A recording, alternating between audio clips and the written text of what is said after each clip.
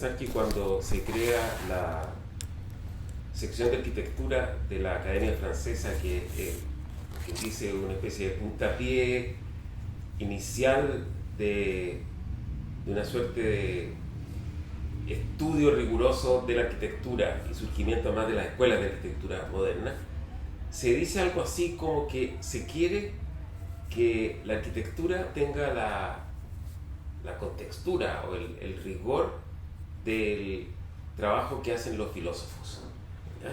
O sea, se aspira a que la arquitectura sea un conocimiento, por así decirlo. Pero ese entusiasmo muchas veces se extravía, digamos, y se autonomiza de una manera quizá equivocada, alejándose de aquella cuestión que le da origen. O sea, para mí el conocimiento de arquitectura, si hablamos de conocimiento como una capacidad de resolver problemas, proviene de la experiencia de la construcción. La construcción es un fenómeno humano en un sentido muy profundo. Somos animales constructores, por así decirlo, y eso nos marca decisiva y definitivamente. Y entonces lo ha destacado, por ejemplo, Heidegger, ya es como un lugar común decirlo, pero él ha puesto el acento en decir, ojo, que construimos, que nosotros vivimos construyendo, por así decirlo, construimos nuestras vidas también. Entonces, lo que nosotros sabemos de resolver problemas arranca como vertiente, como fuente, por así decir, de esa experiencia constructiva. Y por eso que yo siempre he hecho un esfuerzo enorme por no separar un discurso teórico de la experiencia de construcción y de la experiencia de proyecto. La experiencia de proyecto es una experiencia de construcción virtual, por así decirlo, no construye in advance, digamos, construye anticipadamente el proyecto. Y de ahí yo creo que, y esto se inscribe, como dicen muy bien, en más saberes que provienen de haceres, y que muchas veces se supone que son, no sé cómo decirlo, gratuitos, que surgen como de la nada, porque alguien nació dotado para eso, pero que en el fondo muchas veces involucran métodos, formas, trabajo, insistencia, en fin. Yo creo que, por poner un ejemplo, la proliferación de talleres, y la palabra taller ya dice mucho, de talleres literarios, muestra que en algo que supuestamente a uno le surge como inspiración y escribir, es un asunto que también se aprende de otros, etcétera, digamos, ¿no? Quizá a mí me llamó mucho la atención una historia que cuenta Mario Vargas Llosa sobre Flaubert, aparentemente cuando él escribía uno de sus grandes libros, creo que Madame Bovary o algo así, digamos, que dice que él escribía todo el día y por la tarde volvía a su casa, como por una avenida de árboles que se puede parecer a la del parque forestal que tenemos aquí al lado, e iba gritando lo que había escrito, o sea, leyéndolo en voz altísima, y lo escuchaba, y cualquier cosa que le parecía que no sonaba bien, él sabía que tenía que corregirla. Pero lo bonito, que no era un asunto estético, que las palabras suenen bonito, era que él pensaba que si no sonaba bien estaba mal pensado. Entonces, esa relación entre el sonido, la percepción y como la coherencia profunda de un discurso es muy interesante. Sí, es bien potente esta idea de la transmisión del conocimiento en una disciplina como arquitectura, el arte, la literatura, que está basada primero o muy íntimamente, por no decir que viene primero, pero de la experiencia práctica, de la experiencia del proyecto, como tú mencionas. Y en esa línea nos interesa preguntarte acerca de la idea de escuela, entendiendo ese concepto no solo como el lugar de enseñanza de algo, o a los planes formales educativos, digamos, sino también como el espacio físico y temporal en que confluyen ciertas ideas, en que colectivamente se construye una mirada particular que tiene la fuerza suficiente para modificar un estado de cosas, abriendo, si se quiere, nuevas vertientes a una disciplina, o sea, la transmisión del conocimiento, pero a la vez la confluencia de miradas que construyen algo. Y un caso muy emblemático de la vanguardia es la Bauhaus, ¿cierto? Pero hay otros muchos, algunos que tú has estudiado, está la Escuela de Sao Paulo, o la Escuela de Porto, la Escuela de Valparaíso, que de alguna manera no es solamente el lugar físico, sino que es un ambiente cultural, algo que permea. Quizás referir, o nos gustaría preguntarte, o si te puedes referir un poco a esa idea de escuela, a esa especie de ambigüedad o de mixtura entre el espacio físico y la confluencia de intereses y ideas. Quizá yo encuentro particularmente bonito que en castellano, pero también en otros idiomas, la palabra escuela tenga esa ambigüedad, esa doble cara.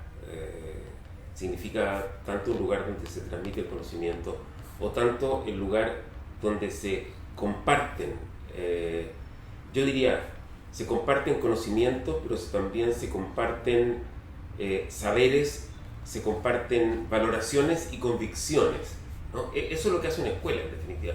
O sea, en una escuela hay esa dimensión colectiva. Una escuela nunca es de uno, es de varios, que de alguna manera tienden a ser uno, de manera muy distinta. O sea, por ejemplo, sería equivocado pensar que en la Escuela de Valparaíso no haya habido también conflictos, oposiciones internas o tensiones. Pero dentro de todo es una escuela bastante homogénea, muy reconocible por su lenguaje, por su modo incluso de escribir, de dibujar, de hablar. En cambio la Bauhaus, por así decir, sin duda es una escuela, pero fue como la escuela del conflicto. O sea, dentro, ¿qué era lo compartido? ¿Qué es lo que la constituía como escuela? Quizá, por ejemplo, el afán experimental o la innovación, pero con formas de innovación muy distintas dentro, con sensibilidades políticas, con sensibilidades estéticas también muy distintas. Entonces yo creo que de alguna manera existe una conexión interna entre esa posibilidad de transmitir y esa posibilidad de compartir valores, por así decir. Porque uno habla de escuela cuando algo en cierto sentido deja una huella en el tiempo. Y en parte esa huella se reconoce por el discipulado, es decir, por quienes pudieron seguir de alguna manera esa escuela y por quienes pudieron ir construyendo ese camino, digamos. Y de ahí una expresión que es bonita también en castellano, que es decir, hacer escuela, ¿no? O sea, hacer escuela es justamente determinar un lugar. En ese sentido uno diría, una escuela es una colectividad, sí, también es un ámbito en un sentido de espacio. O sea, no por algo la Bauhaus construyó un lugar para enseñar, un lugar para sus profesores, etcétera, porque la construcción de ese ámbito permite también el establecimiento de una identidad, digamos. Entonces, yo creo que efectivamente una escuela es eso. En el caso de la Escuela de Valparaíso se ha hablado así de ella porque es un lugar donde se estudia arquitectura, pero yo lo que he tratado de subrayar es que además de estudiarse arquitectura, se ha hecho arquitectura de una cierta manera, en un sentido disciplinar y en un sentido de proyecto también. Esa idea de la escuela como proyecto o de la institución como proyecto colectivo, digamos, nos interesa mucho viendo el papel que has cumplido tú como arquitecto, como profesional, por décadas a la cabeza de instituciones. Ya lo decíamos al principio, Escuela de Arquitectura, Facultad, Doctorado, Centro de Patrimonio y actualmente director del Museo de Bellas Artes. Y dentro de esos ámbitos, como impulsor, como creador de múltiples iniciativas, de mucho interés. Entonces quisiéramos preguntarte por la idea de la institución como proyecto cultural, como lugar en el que no solo se administra el conocimiento, sino que se construye conocimiento, se expande el conocimiento y se vincula con la sociedad en la que pertenece. O sea, una escuela, digamos, como un espacio efervescente, con las pugnas que tú dices, pero a la vez como un lugar donde ese conocimiento está vivo, y está vivo para ser, digamos, comentario de la propia disciplina, pero también como aporte, como construcción de una mirada hacia la sociedad. Tú has cumplido un rol muy importante en eso y nos gustaría quizás profundizar en esa materia contigo ahora. A ver, yo puedo haber cumplido ese rol, y esta es una pregunta interesante porque en cierto modo y muchas veces lo he cumplido un poco contracorriente. Quiero decir que en los ámbitos en que uno se mueve como arquitecto, en el ámbito del arte o así, los cargos, por así decir, o la administración son muchas veces minusvalorados, por así decir, ¿no? Se estima que, bueno, que pierdes tu carrera, que eventualmente pierdes tu vida dedicándote a esas cosas. Y yo mismo puedo haber caído muchas veces en ese error, digamos. Pero yo enfocaría la cosa de dos lados. De una parte, entre los arquitectos del siglo XX, quizá uno que llamó la atención fuertemente sobre este término, usando esa palabra, institución, fue Louis Kahn, ¿no? Que tiene esa famosa reflexión sobre una escuela. Cuando él está proyectando una escuela, dice, tengo que partir como de la institución escuela, y dice, es un maestro y un discípulo bajo un árbol. Como dice, esta es la escuela germinal, este es como el mínimo de escuela, es la escuela elemental al máximo, como dejando entrever una cuestión que no siempre tenemos en cuenta, y es que en casi todo encargo, o en todo encargo, los arquitectos construimos para instituciones.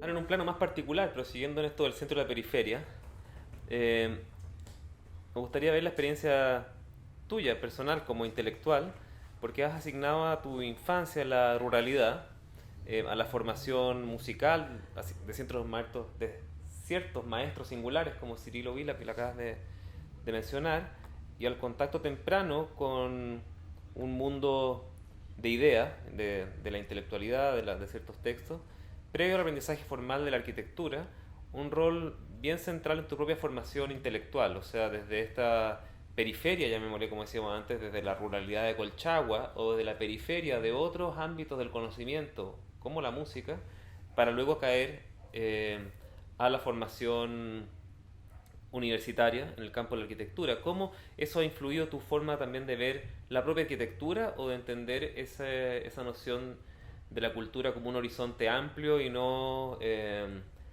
corriendo en un riel específico que no toca lo que le corre por al lado? Quizás lo más difícil es responder sobre uno mismo, porque uno no tiene sobre uno mismo un conocimiento con la suficiente distancia, con la suficiente objetividad.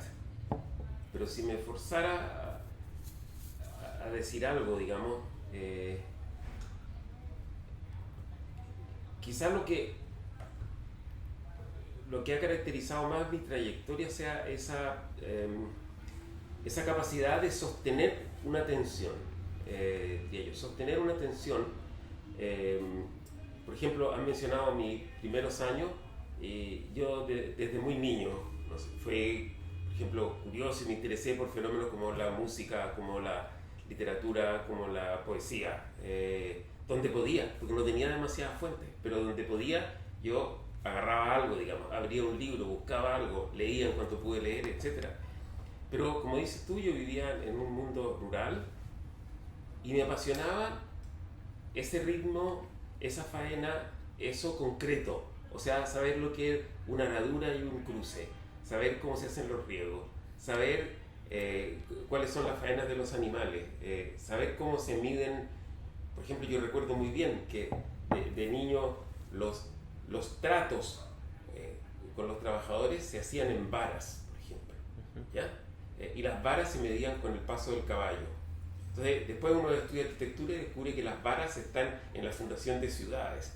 Entonces, entender de ese mundo, que no fuera para mí una cosa concreta porque yo me interesaba por la literatura y por otras cosas, sino que me interesaba vivamente eso, y poder sostener la tensión entre cuestiones que son concretas, naturales, rítmicas, y cuestiones que son imaginativas, discursivas, de otro tipo. Esa tensión yo creo que marcó siempre mi trayectoria. Por ejemplo, mi padre era un hombre con mucha habilidad mecánica, y yo lo miraba a arreglar un motor, y me interesaba, no decía, no, yo me intereso por las letras, no, me interesaba, lo admiraba, cómo él era capaz de hacer esas cosas, digamos. Entonces, es difícil sostener esa tensión entre lo concreto y lo abstracto, entre la realidad y la imaginación, y así, digamos. Y yo creo que paso a paso yo fui como progresando en eso, digamos. Yo siempre he dicho que le debo mucho a mis maestros formales o informales, a quienes me contaron historias de niños, pero también amigos de mis padres que tenían discos que en mi casa no había, o libros que en mi casa no había, y que me fueron permitiendo completar una formación. Y yo creo que en cierto sentido esto me hace pensar que uno se forma a partir de aquello sobre lo cual tiene la capacidad de interesarse. Porque las cosas están ahí, uno puede interesarse o no interesarse. A ver, esta última respuesta, que es muy personal de alguna manera de tu experiencia, es bonito, al menos yo lo leo así, vincularlo a ideas que dentro del campo de la cultura y de la arquitectura tú siempre has enarbolado, has defendido, digamos. Quiero tomar una idea de Ezra Pound para la poesía, que tú has dicho muchas veces, y que se refiere a que la arquitectura es construcción cargada de sentido, ¿cierto? Se extrapola la idea de la poesía a la arquitectura, esta construcción cargada de sentido. Partiendo de tu rol como profesor de taller y curso de teoría, de nuevo, esa tensión, lo práctico y la cosa muy concreta de la que hablabas, como los caballos con la medida de las varas, y tomando tu ensayo El espejo y el manto, que de nuevo es otro ámbito de tensión, El espejo y el manto, este ensayo del 2014, nos gustaría si puedes desarrollar la idea acerca de cómo se transmite ese conocimiento en un campo como la arquitectura, que teniendo en el centro la idea de proyecto, esta cosa concreta, esta cosa que se construye, o este ensayo de lo que se va a construir, es a la vez espejo de una cultura y manto que la cobija. O sea, tiene que poder reflejar un estado de cosa, un estado cultural, y a la vez tiene que no notarse, como tú lo has dicho, como una vestimenta, un manto. Uno no lo tiene que sentir, no lo tiene que pesar, tiene que poder caminar con él. La forma en que se pasa del diagnóstico de un problema, de una situación, a la síntesis del proyecto, que es práctica y teoría al mismo tiempo.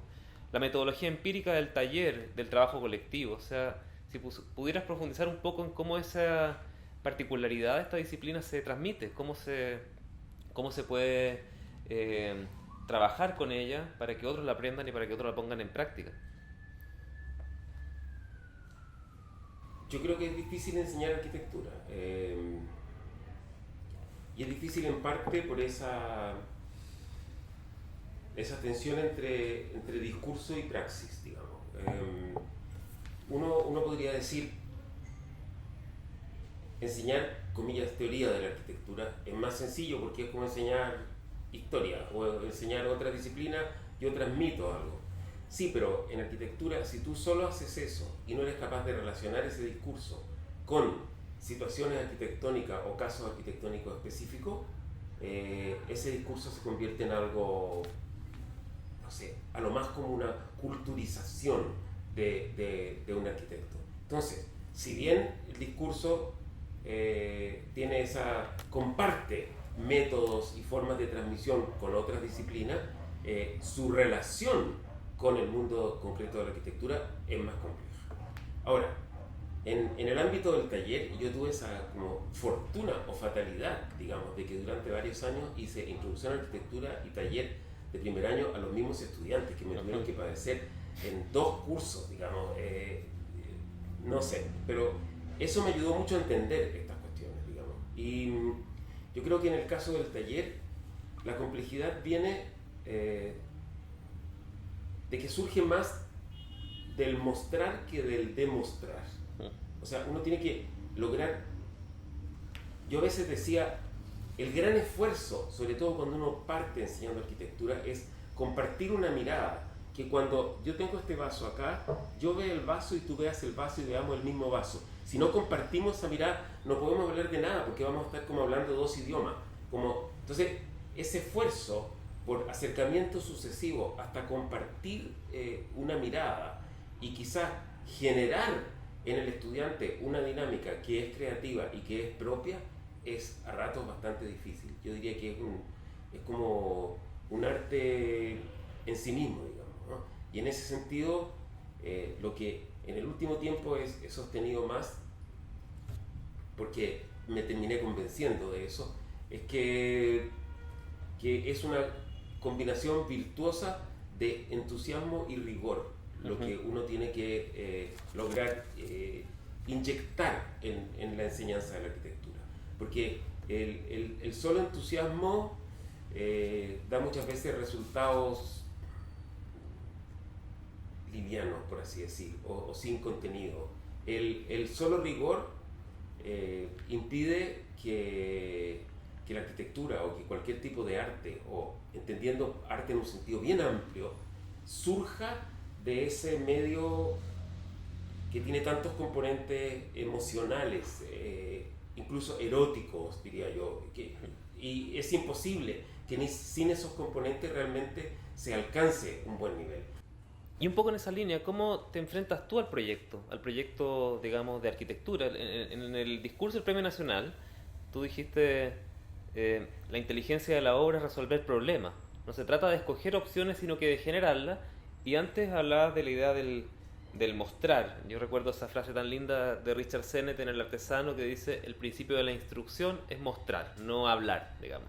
Entonces, ¿cómo en el caso tuyo te has enfrentado a a la construcción, al diseño arquitectónico, digamos, en proyectos que han trabajado con preexistencia, que son casos ultracargados, con toda esta mochila o con todo este conocimiento, digamos, con toda esta mirada articulada que tú nos estás describiendo, pero luego enfrentándose directamente a una obra con sus mandantes, con su programa, con su sistema constructivo, con los presupuestos, bueno, con la, digamos, con esa cotidianeidad compleja que la obra exige? Sí, bueno, yo muchos proyectos los he hecho en equipos. Cada equipo es distinto, los roles que se reparten son diversos en cada caso. Algunos pocos también los he hecho solos.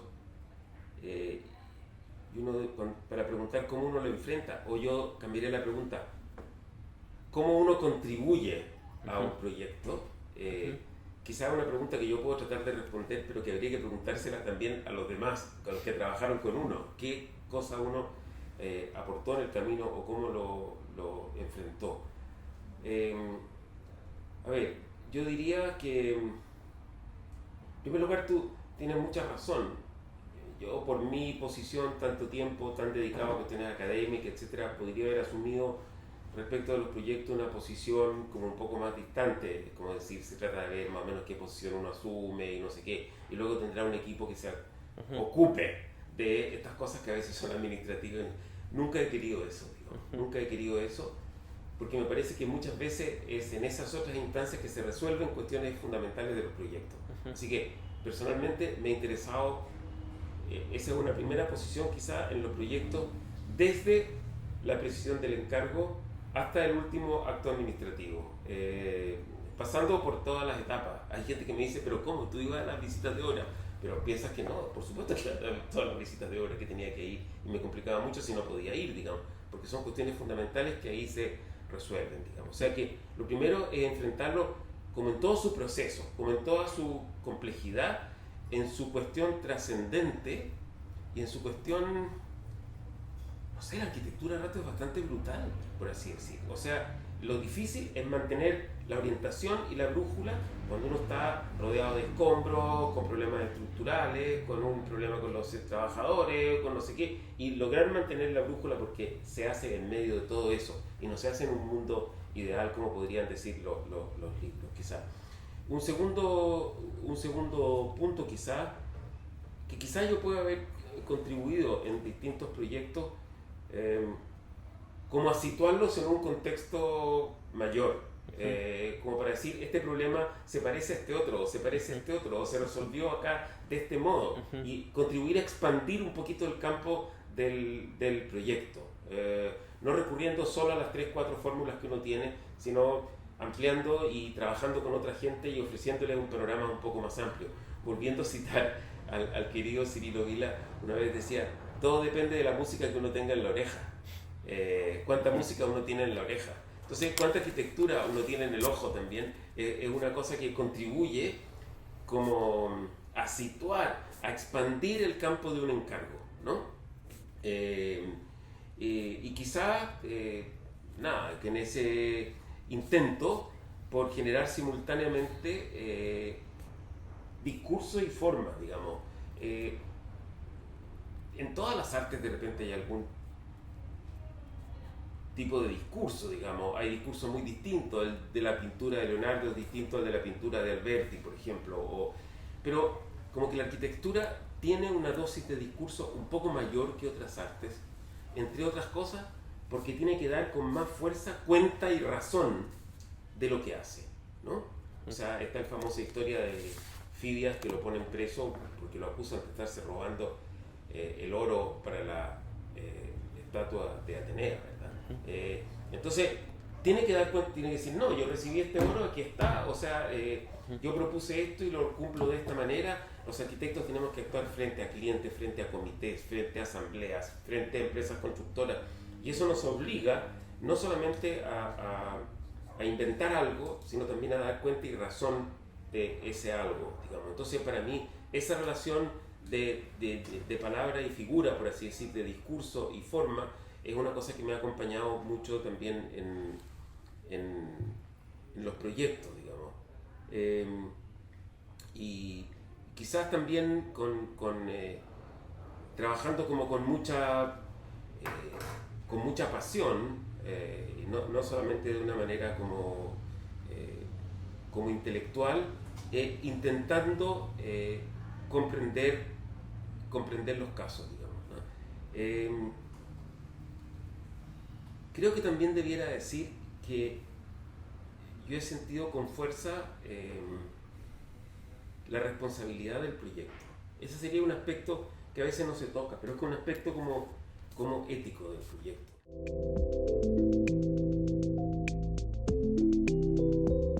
En línea con el ciclo de preservación planteado por la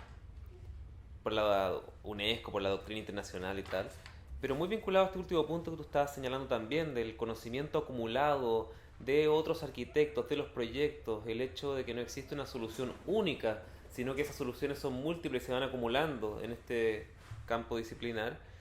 Me gustaría conversar contigo un poco acerca de una faceta menos conocida en el caso tuyo, que es la de el rol en los archivos de arquitectura, en el registro del patrimonio. Tú has señalado muchas veces que el registro es el primer acto de conservación, ¿cierto? Frente a una eventual pérdida, frente a una amenaza, el registro es la forma de hacer que algo aparezca, que algo tenga estatuto, digamos. Y lo vinculo porque cuando tú fuiste decano, te tocó liderar la constitución del archivo de originales de la Facultad de Arquitectura y Bellas Artes, actual Facultad de Arquitectura, Diseño y Estudios Urbanos de la Católica, generando un centro de pensamiento donde muchos archivos de la arquitectura chilena con gran foco en el periodo siglo XX, moderno, ha decantado y ha permitido construir conocimiento nuevo, al punto tal que solo por poner un ejemplo entre muchos, digamos que la muestra de América Latina en construcción que hizo el MoMA para el periodo 1855-1980, tomó material de este lugar y fue uno de las maneras de mostrar ese conocimiento múltiple, no solo en el ámbito local, sino que también en el contexto latinoamericano. Me gustaría quizás si pudieras profundizar un poco en esa idea del archivo como lugar donde este conocimiento decanta, pero también queda a disposición de otros, y como estrategia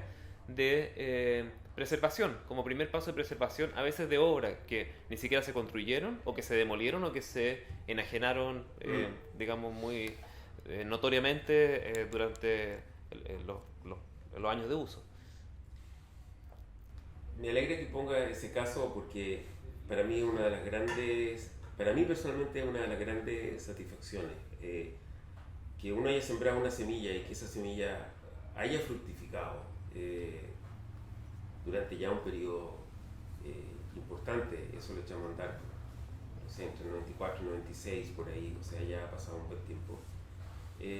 No solo es una grandísima satisfacción, sino que yo diría que si con todos los esfuerzos que estuve en mi periodo administrativo, ese hubiera sido el único logro, se habrían justificado. Tanto lo valoro, digamos.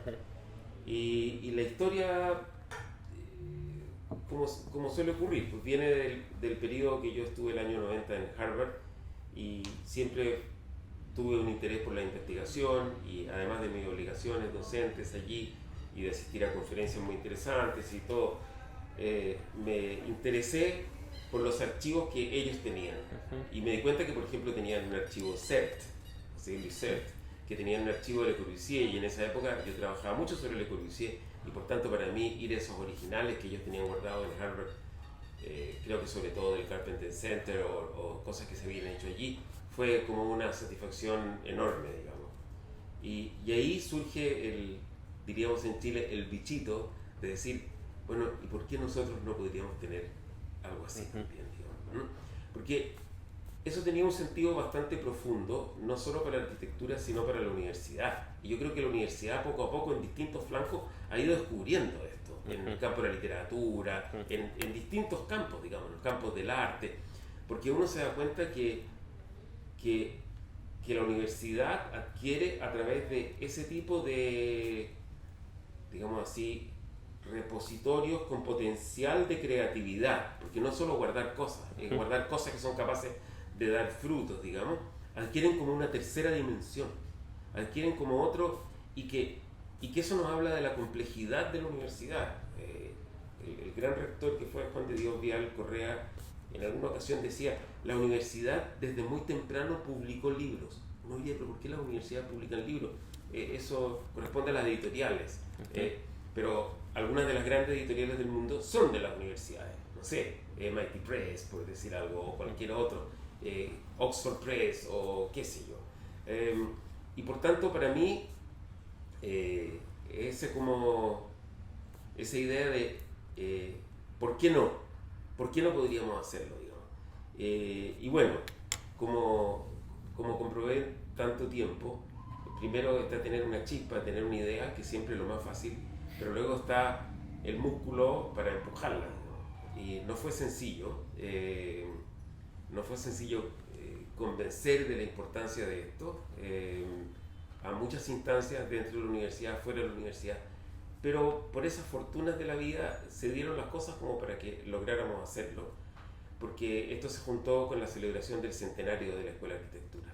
Entonces esa fue una ocasión como para decir, instituyamos algo nuevo con ocasión del centenario, que no sea nomás levantar una banderita o ponerse un gorro de cumpleaños, hagamos algo que permanezca, que quede. Y como eso estuvo unido además a la generación de un nuevo edificio que debía albergar la biblioteca, un auditorio y el archivo, digamos, todo eso para mí significó el esfuerzo de ofrecer a las generaciones futuras algo que, con los muchos privilegios que yo había tenido, yo no había tenido, como nivel de instalación, como nivel de profesionalismo académico, etc.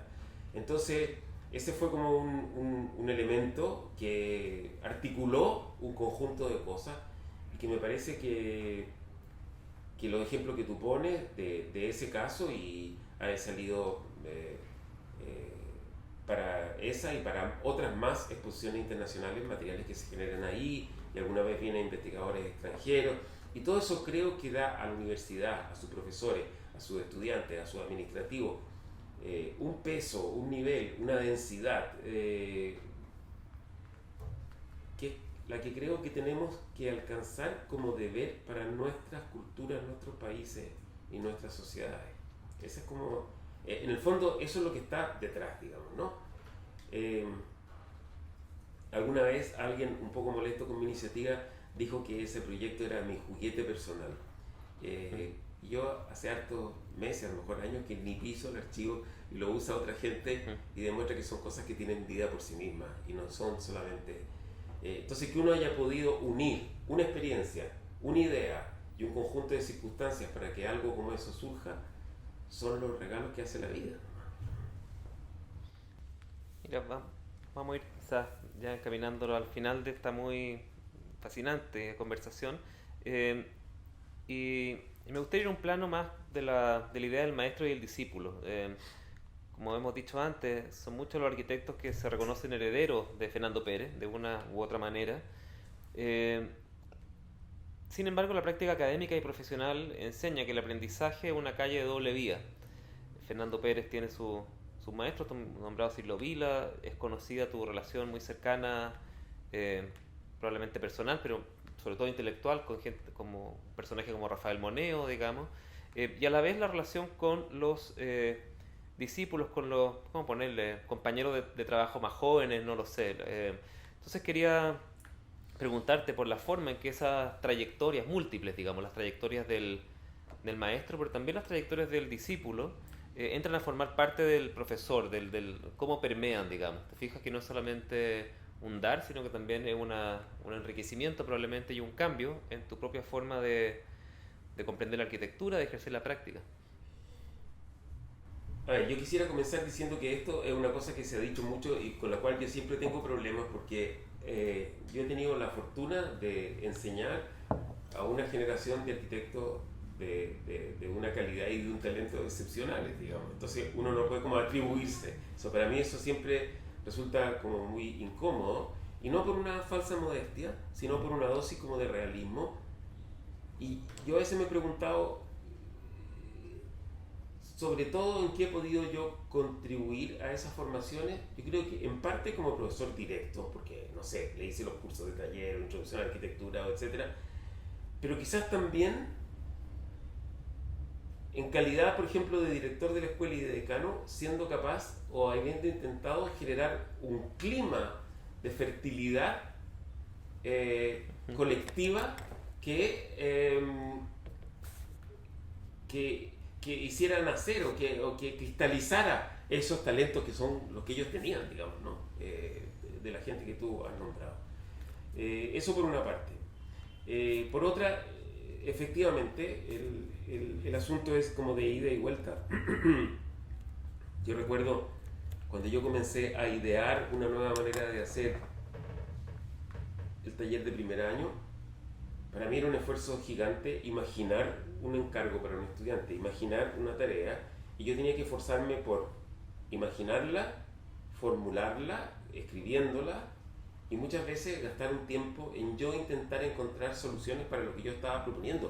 Porque si no había solución, o si no, yo no era capaz de dar alguna, o de saber por dónde podían ir las aguas, el fracaso podría ser estruendoso, y yo estaba frente a talleres de 80 o 90 personas. Entonces no te puedes dar el lujo de equivocarte, digamos. Entonces, en ese terreno, uno lanza como un desafío o tira una carta sobre la mesa, y luego está el jugador de enfrente, que es el estudiante en este caso. Y como el primer aprendizaje es, obviamente, en los casos más destacados, es lo que ellos pudieran hacer cosas que tú no te imaginaste.